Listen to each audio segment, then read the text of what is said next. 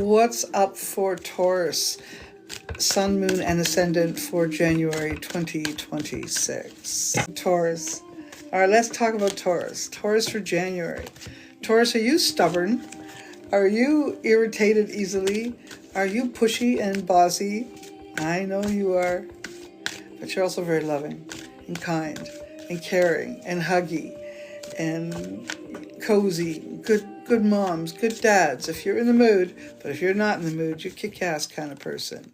I do like the strength that the Taurus has. This next little bit, it's the year of the horse coming up.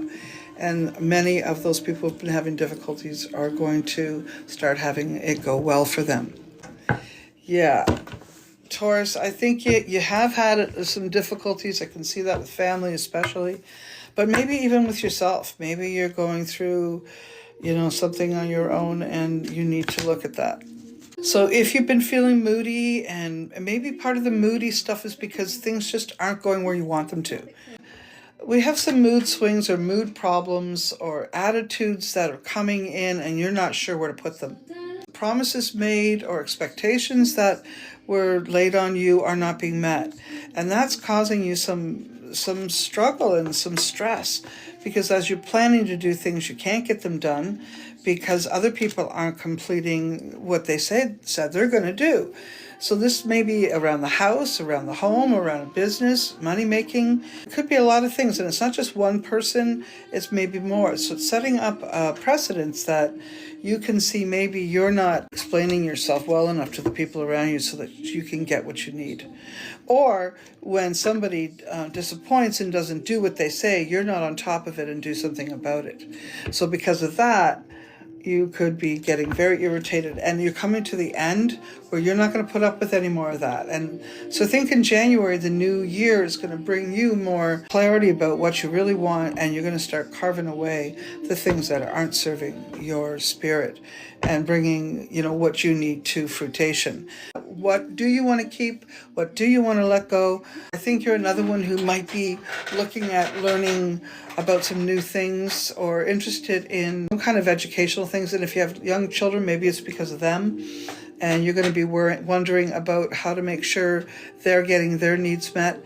So this year, or this January, could present a lot of inner reflection and thoughts about where you want to take your life in the next little while. This month especially could be the beginning of you tweaking the new year into where you really want to be and leaving behind some things that, I'm going to say it as a collective, it almost feels like we're going to be cleaning up the COVID mess that we created. Okay? It's going to spark on new opportunities around life, or new paths, or new beginnings in some ways. You might be thinking about a new home, or where you want to live, or what you want to do to a home, or how you want to change the residential situation in a home.